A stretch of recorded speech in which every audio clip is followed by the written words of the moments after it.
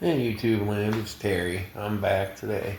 So I figured, first topic right off the rip, I'm gonna go with something I didn't mention that I really did like. I really did love watching with my dad, and that was boxing. I was a big boxing fan. I knew who Manny Pacquiao was before anyone in America knew who he was. Um, I watched him beat the shit out of Lee Guaba, who was a boxing champion from Africa. Like Manny Pacquiao was in the States for maybe a month when Freddie was training him at this point.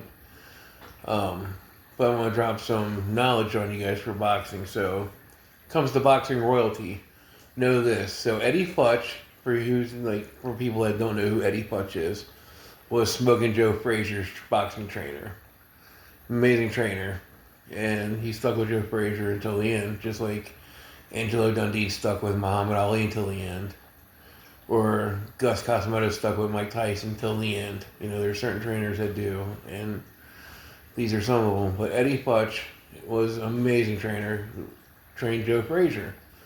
But for people who don't know, Eddie Futch also trained Freddie Roach, which is boxing royalty. You know, he had someone training Manny Pacquiao that was taught from someone who taught, you know, Joe Frazier. And boxing's crazy because one boxer beats another boxer doesn't mean the other boxer's going to win. So we had Joe Frazier beat Muhammad Ali in their first fight because Ali pulled some stupid shit, and I really disagree with it, and I really didn't like Ali for doing it. So, you know, he didn't want to fight for our country, but he wanted to still make money boxing here, and that's one thing. But when Joe Frazier was giving him money, he was calling Joe Frazier and Uncle Tom a monkey and all that other bullshit, knowing that Joe Frazier was bending over backwards to make sure that he could get his boxing license reinstated so they could fight. And he was paying him, giving him money after Ali just had a newborn. He didn't have money to feed his family. He didn't have money for anything. And Joe Frazier was giving him money to keep him above board and to help him out just to be a good person. And then Ali turned around and took that innocence that Joe Frazier had, and he totally did some disgusting shit with it, with the shit he said. And I'm glad Ali got his ass whooped that first fight. And I was hoping he would get his ass whooped the second and third fight. But that's not what happened. As history books do reflect. Frazier won the first fight by decision, and he broke Ali's jaw pretty good. He lost the second fight. Damn near almost won the third fight because Ali was about to quit, and Frazier quit right before he did. So then we had Ali versus Foreman. Foreman beat the dog shit out of Ali for fucking 15 rounds. Beat the piss out of him. And Foreman is one of the hardest hitting motherfuckers there is in boxing. Everyone said he hits like a sledgehammer. And Ali was smart enough because he knew if he could take the punishment, he could outlast Foreman. And that's what he did. He let Foreman punch himself out, and he ended up beating Foreman by a knockout. So then you take Foreman and you take Frazier. Who's going to win this fight? Well, Frazier got his ass beat horribly. He was running around trying to get away from Foreman, and Foreman was chasing him around, beating the shit out of him. It was pretty pathetic. But it doesn't change the fact that I still love Frazier and Foreman, and I have a healthy respect for Ali, even though he did some really stupid shit.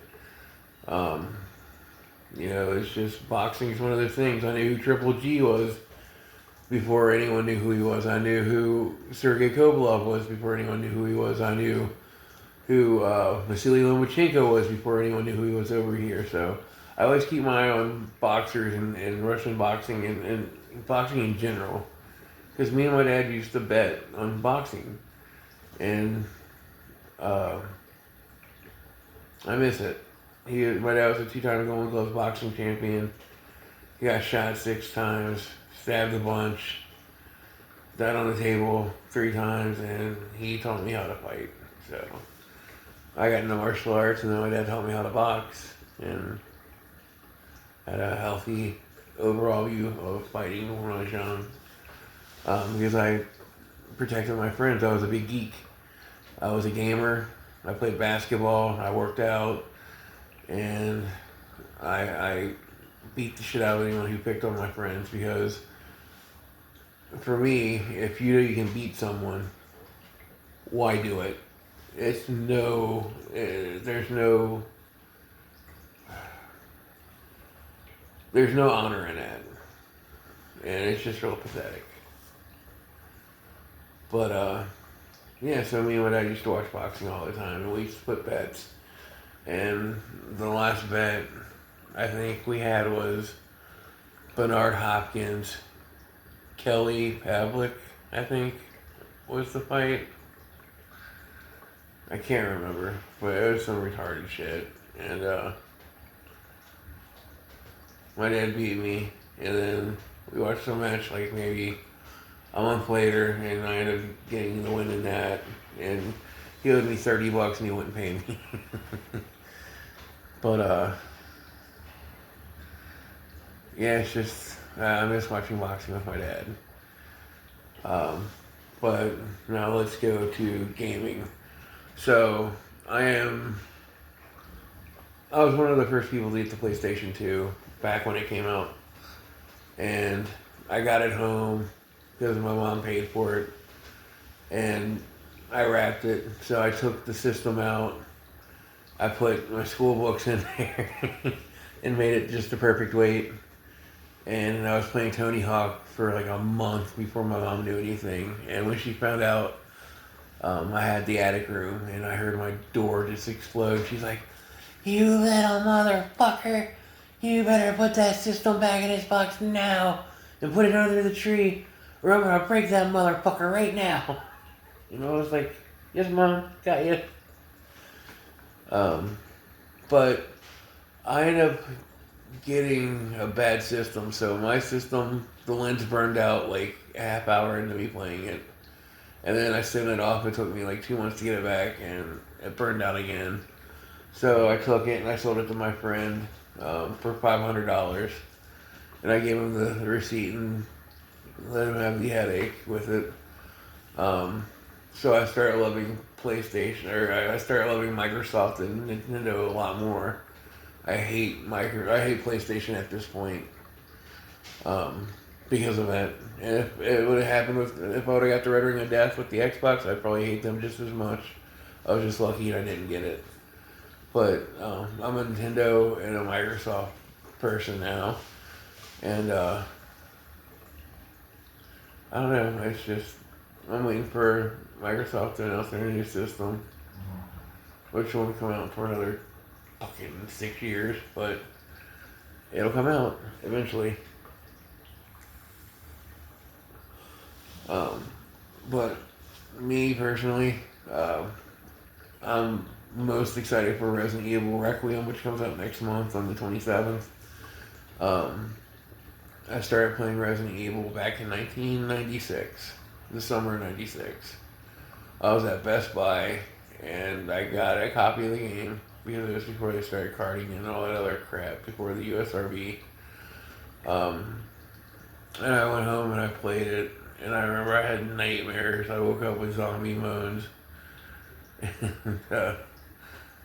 And that game changed a lot for me, because just everything, friends and family and good people. But you two, do me a favor, people. Subscribe, like, hit the bell, comment, do anything you can to get me out there, please. I'm dying, and I would like to get you two to start helping pay my bills with getting enough people to watch it and becoming I can't even think of it. It's where YouTube just pays you for doing the videos each month. But I have a lot of medical bills, and I need a lot of medical equipment, and I can't afford it. I get $967 a month on disability, because, like I said, disability lost 15 years of my work history, and they will not give me my full $1,300 on my disability I do deserve. So, everyone, please help me get YouTube to start helping me pay these bills. I can't remember what it's called when they do that stuff. My mind's gone right now. I haven't had a lot of sleep, and I'm tired as can be. But I love you guys. Like I said, subscribe, comment, like, hit the bell for notifications for when my videos upload. And I will see you beautiful people later. Peace.